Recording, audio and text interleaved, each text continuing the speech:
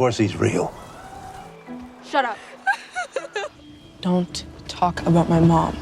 A boy named Gunnar sneaks into a cemetery to watch the funeral of someone he doesn't know. After he heads home, he continues working on his graphic novel about a detective who wants to solve his own murder. As he hears his mom, Mary, walking toward his room, he finds a place to hide so that he can scare her. Interestingly, Mary already knows what her son is up to, and she catches him just as he's about to scare her. After this, she spends some time playing with her son before they head down for dinner, just as Gunnar's dad, Amos, arrives home from work. While at the table, Amos talks about how the town they just moved to is weird. However, Mary says it just feels that way because it's different from what they're used to. As she asks for Gunnar's opinion, he appears to be focused on the book he's reading. When he doesn't respond to Mary, Amos calls his attention and tells him that he's not supposed to read at the table. Mary then mentions that Gunnar has been exploring the town, and he even has a new friend, Bakemeyer, who owns a nearby bookstore. Gunnar confirms this and adds that he went to a funeral earlier in the day. Yeah. His parents are shocked to hear this, and Amos asks why he went there. Gunnar says it was for research, but Amos still doesn't believe that his son really went to a stranger's funeral. After dinner, Gunnar's parents talk about what happened, and Mary accuses Amos of making Gunnar feel weird. Amos says it's weird that Gunnar is researching funerals when he knows that his mom is sick, but Mary defends him and says that it's for his graphic novel. After a while, Mary enters Gunnar's room and tells him that she knows how hard moving to a new town has been for him and Amos. Gunnar says he doesn't understand why his dad is always mad at him. He adds that he preferred when Amos was in Japan with the Navy. Mary tells Gunnar not to say that, but he mentions that it's the truth. Mary then says that Amos loves Gunnar a lot, but he has just been stressed out because of her sickness. After this, Gunnar asks where people go when they die, but Mary says that no one knows for sure. She adds that she believes there's a special place where every soul goes, but no one will be able to understand it until they're already there. Gunnar? Gunnar asks if it's like heaven, and Mary says it is. Gunnar still asks if everyone goes there, but Mary says she doesn't know. She then mentions that she knows they still have enough time together, and they have to spend it loving each other every day. After this, Mary hugs Gunnar and sings to him, while Amos stays outside and thinks about what happened. The next morning, Amos heads to Gunnar's room and wakes him up so they can go outside to play football. Gunnar looks surprised because it's still very early in the morning, but Amos says it doesn't matter. As Amos taps Gunnar to get up, he accidentally spills paint on Gunnar's drawing book. This gets Gunnar pissed, and he walks out of the room while Amos looks disappointed because he was only trying to be nice to his son. Later that day, Gunnar hears Mary coughing loudly, so he goes to check up on her. Mary says she's just nauseous, and she closes the door to the bathroom before he comes in. Almost immediately, Amos arrives home, and Gunnar tells him that Mary is sick again.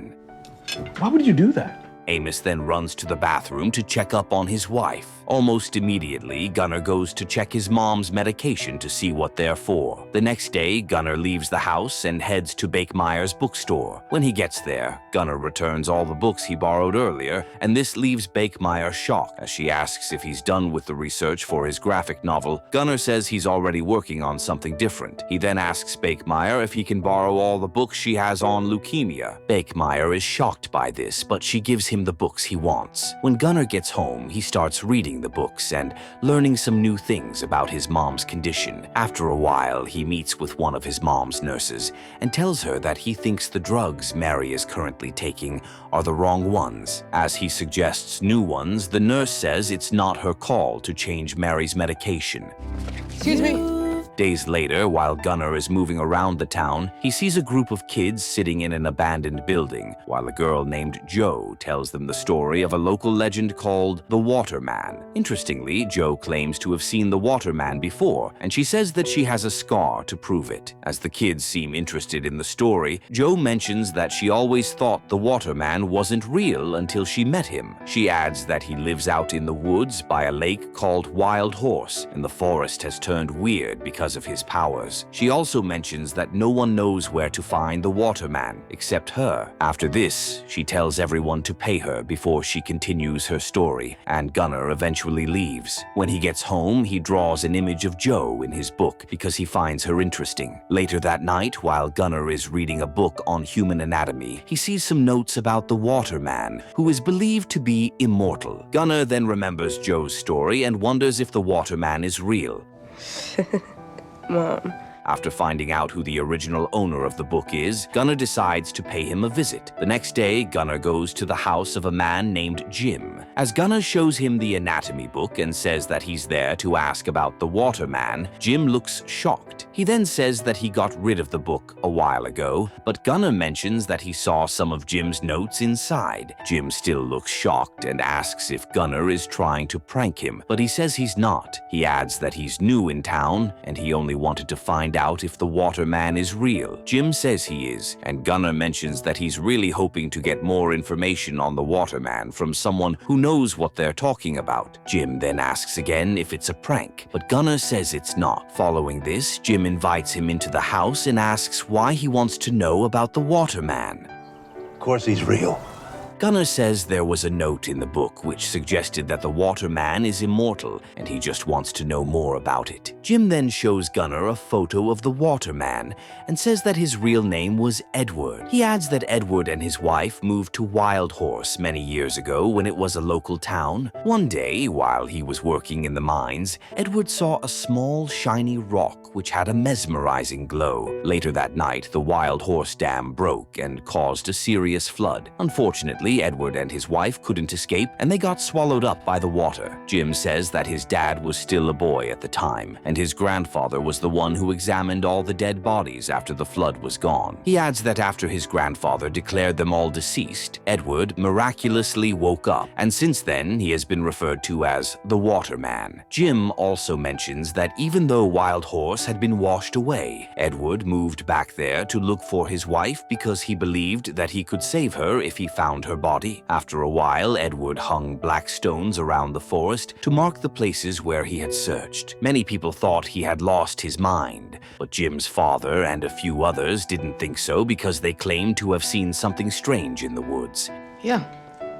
And I went to a funeral. Interestingly, Edward was able to bring dead animals and plants to life, and Jim's father believed it was proof that the waterman's power was real. As Gunnar keeps listening to him, Jim mentions that people still believe the waterman is living by the lake, searching the woods and the waters for his wife's body so he can bring her back to life. Gunnar then asks how the waterman got his powers, and Jim says that many people believed it was blood magic. However, Jim adds that his dad swore that it had something to do with the rock Edward found. Jim also mentions that when his dad died, he tried to go up to the lake to find the stone and confirm the story, but he realized that there was something strange about the forest. Jim says he thought finding the waterman would help him see his father again, but his plan never worked out. Something's burning.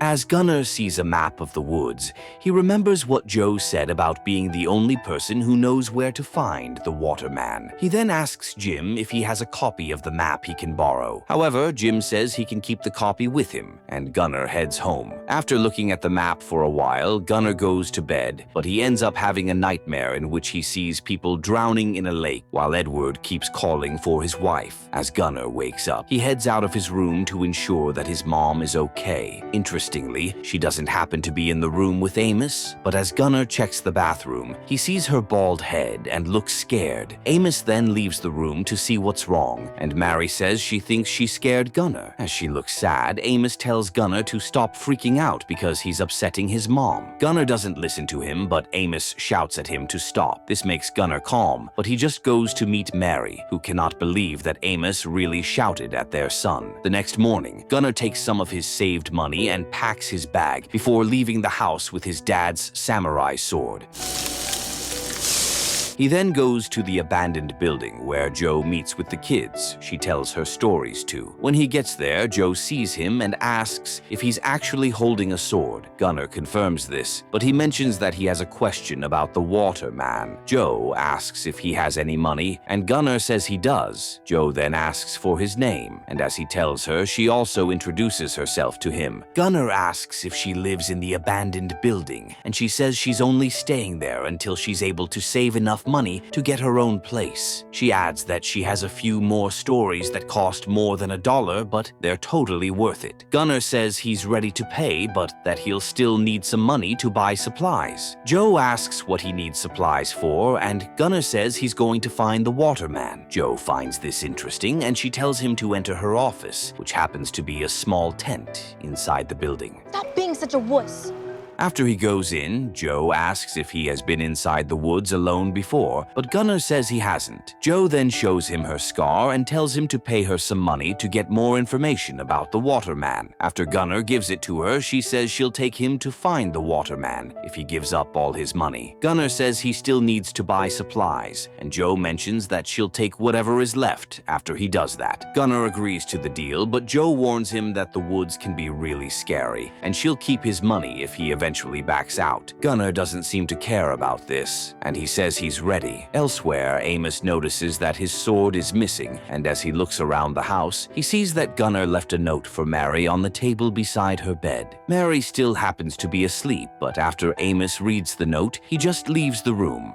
Gunnar, what happened? Meanwhile, Gunnar and Joe head to a nearby store to buy the supplies they need for their quest. As they start shopping, Gunnar sees Joe stealing something, and he tells her to return it. However, Joe doesn't listen to him, and she threatens to kill him if he tells the store owner about what she did. After this, Gunnar takes everything he needs and heads to the front to pay. The store owner, Chuck, then sees Gunnar's sword and asks if it's a weapon. As Joe tells Chuck to mind his business, he finds it suspicious that the kids are buying things alone at the store. Before he tries to call the cops, Gunnar tells him that the sword belongs to his dad. He adds that it's an antique samurai sword, which his dad picked up when he was in Japan with the Navy. He also mentions that they're only buying things for a picnic, and Chuck allows them to leave.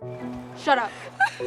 Elsewhere, Amos goes to the sheriff's office to report that his son is missing. The sheriff, Goodwin, asks when his son went missing, but Amos says he doesn't know. Shortly after, Goodwin asks Amos a few questions about Gunnar and if there's a reason he might have run away. Amos then talks about how his family has been affected by Mary's sickness. He also mentions that he raised his voice at Gunnar the previous night. Before Goodwin says anything, Amos shows her the note Gunnar left for Mary. As Goodwin reads the note, it turns out that Gunnar actually wrote that he knows how to make her better. Goodwin asks if Amos knows what it means, but he says he doesn't. Shortly after, Gunnar and Joe venture into the woods to begin their search for the waterman. After a while, they stop to rest, and Joe says she's hungry. Gunnar then remembers that he didn't bring a can opener, but Joe suggests using the sword. Gunnar thinks it's a bad idea, but Joe still uses it to open their can of food. Unfortunately, the contents of the can splash on her clothes, and Gunnar laughs at her. Meanwhile, Amos arrives home and checks Gunnar's room for clues on where he might have gone. Suddenly, he hears Mary calling Gunnar's name, so he heads to the room to check up on her. When he gets to the room, Mary asks about Gunnar, and Amos tells her that he's playing outside. Mary then says that Amos was really hard on Gunnar the previous day, and he says that he's sorry. However, Mary says that she's not the one he should be apologizing to. Shortly after, Amos leaves the house and asks some kids if they've seen Gunnar. The boys say they haven't seen Gunnar, but one of them jokes that maybe the waterman has captured him. As the boys leave, Amos asks who the waterman is, and one of them says it's just a weird ghost story. Elsewhere, Gunnar and Joe light a fire in the woods to stay warm. Joe then asks if Gunnar's dad just let him take the sword out of the house. As Gunnar doesn't respond to this, Joe realizes that he ran away from home. Gunnar says he left a note, but Joe thinks he shouldn't have done that if he really wanted to run away. She She then asks if Amos hits him, but Gunnar says he doesn't. Joe seems confused by this, but Gunnar says that he's never good enough for his dad. He adds that Amos is probably happy that he's gone. After this, he asks about Joe's parents and if they're going to come out to look for her. Joe says she doesn't need anyone looking out for her because she can take care of herself. Just then, they hear an animal howling in the woods, and they wonder if it's a coyote. I think you really scared him last night. Joe says it could also be the howling wild horses that are always in the woods, but Gunnar seems confused because he has never heard about them. Joe says they travel in packs and that it's best to take turns keeping watch. After she tells Gunnar to take the first watch, she goes to sleep and he stares at his dad's sword. Much later, he hears a strange sound in the woods and walks toward it. Someone then runs past him a few times, but Gunnar doesn't see anything. As he keeps looking around, he sees a hanging black rock and realizes that he and Joe are on the right track. You swear this isn't a prank? Elsewhere, Mary asks about Gunnar again, and Amos mentions that their son is sleeping. Mary then notices that Amos is worried about something. As she asks him about it, he says that he's just concerned that Gunnar doesn't want him around. Mary then says that Gunnar actually needs him, even though he doesn't act like it. The next morning, Amos and Goodwin start going around the town to ask if anyone has seen Gunnar. They also hand out posters for people to display at their shops. Shortly after, Amos visits Bakemeyer, who looks shocked when she hears that Gunnar is missing. She then collects Amos' number so she can call him if she sees Gunnar. Elsewhere, Joe offers Gunnar some of the candy she stole, but he says he's not interested. He then mentions that stealing is bad, but Joe thinks he's exaggerating because she's sure he has stolen something before. Gunnar says he has never done that, and Joe jokes that she's sure his mom is proud of him. Gunnar doesn't like her tone, and he tells her not to talk about his mom. As they fight about this, they see the wild horses running toward them, and they quickly find a place to hide. I won't. After a while, they stop at a spot where snow is falling. As Gunnar talks about it, Joe says it's not supposed to snow because they're in July. However, Gunnar thinks it's a sign that they're on the right track. Meanwhile, Amos goes to Chuck's store to leave a poster. As Chuck sees Gunnar on the poster, he asks if Amos is in the Navy, and he says he is. After this, Goodwin enters the store, and Chuck tells them what happened the other day. He also mentions that Gunnar was with a girl who had a fresh scar on her neck. Shortly after, Bakemeyer calls the house landline, and Mary answers the phone. As Bakemeyer says she still hasn't seen Gunnar, Mary realizes that her son is missing. When Amos gets home, she accuses him of lying to her. She then mentions that Gunnar sent her a text from a strange number the previous night. In the text, Gunnar said he was fine and that he's actually doing something to help his mom. Mary then says she has tried to call the number a few times, but it hasn't been going through. As she feels sad about this, Amos apologizes for lying to her, and he says he'll do whatever he can to find Gunnar. I spoke with the sheriff. Back in the forest, it turns out that Joe's phone has no signal, and since they can't use a digital map to find Wild Horse Lake, Gunnar checks the one Jim gave him. After a while, Joe asks where he learned to read a map, and Gunnar says his dad taught him. As he then looks at the scar on her neck, he says it must hurt a lot, but Joe just covers it. Later that night, they get attacked by bugs while they're sleeping, but they quickly run away before they get hurt. Unfortunately, Gunnar forgets his bag there, but Joe doesn't think it's a good idea to go back to get it. In the morning, Joe complains that she's starving, and Gunnar says they'll go home if they don't find the waterman by night. Don't cross the line!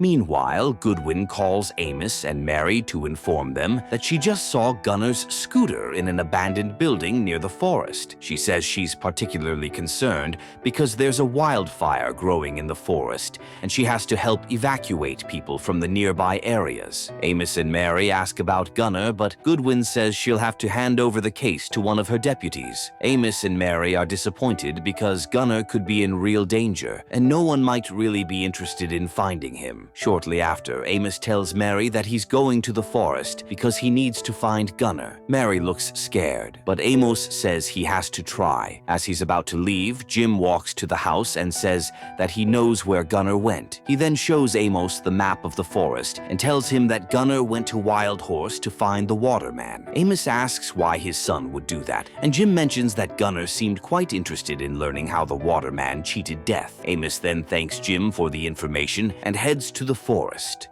I've got to try.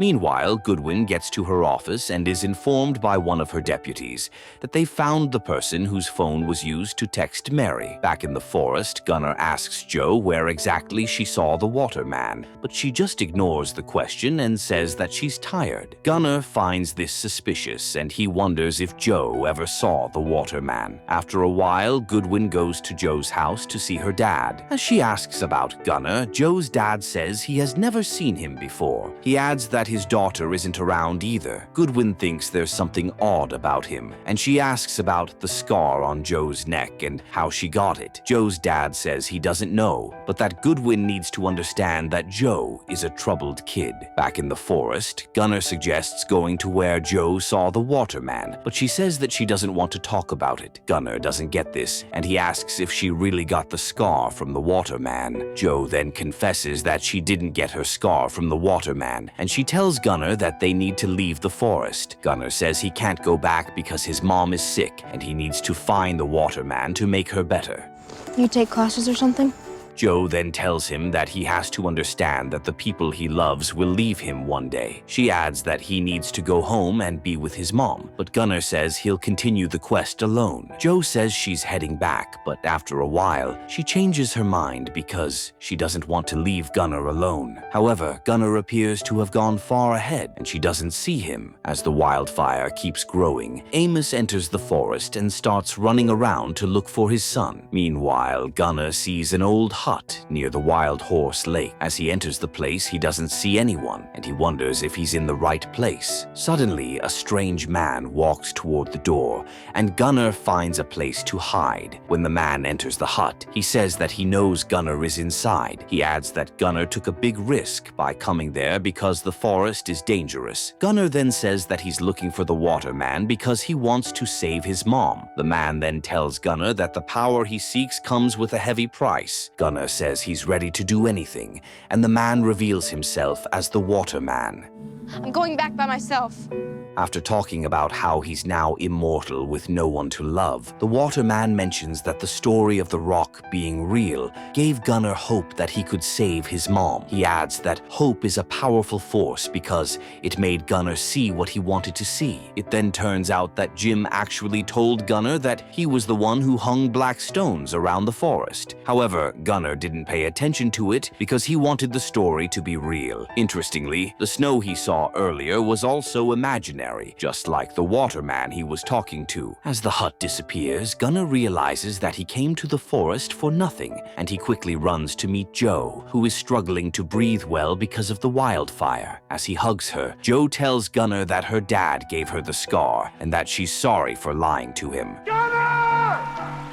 Suddenly, they see that the wildfire is getting closer to them, and as they wonder what they'll do, Amos shows up and runs to meet them. Gunnar looks happy to see him, and Amos tells the kids that they have to get across the lake to the other side. Gunnar looks scared because he can't swim, but Amos says he'll help him. After this, they jump into the water and eventually make it back to Amos's truck. Later that night, they arrive home, and Gunnar goes to hug Mary. He says he's sorry for leaving her and that he thought he could make her better. Mary then says it's okay and that it's not his fault. The next day, Jo's dad gets arrested and she's taken away from the house by social services. Days later, Amos gives Gunnar a new drawing kit, but he says he's not interested in continuing his graphic novel because he doesn't know how the story will end. Amos then encourages him and says that he's sure his son will figure it out. After this, Gunnar asks Amos what he would choose if he had to select between a short life with a lot of love in it or a long life with no one left to love. Amos says he'll take a short life with Mary in it, and Gunnar mentions that he would choose the same thing. Much later, Jo joins the family, and they all sit down to have dinner. As Mary says that she wants them to love each other every day, Gunnar smiles at her, and they all start eating. After refusing to accept that his mom will never get better, Gunnar sets out on a quest to find a mysterious waterman who can make people immortal. Even though the quest initially seemed real to him, him, he eventually realized that he had unknowingly created an imaginary world where the waterman actually exists. Amos also struggled to deal with his wife's sickness, and he ended up pushing his son away. However, when he realized that Gunnar was in danger, he risked his life to ensure his son's safety. In this story, we learned that, even though creating an imaginary world can be an easy way to escape pain, facing reality is the only way to heal and move forward.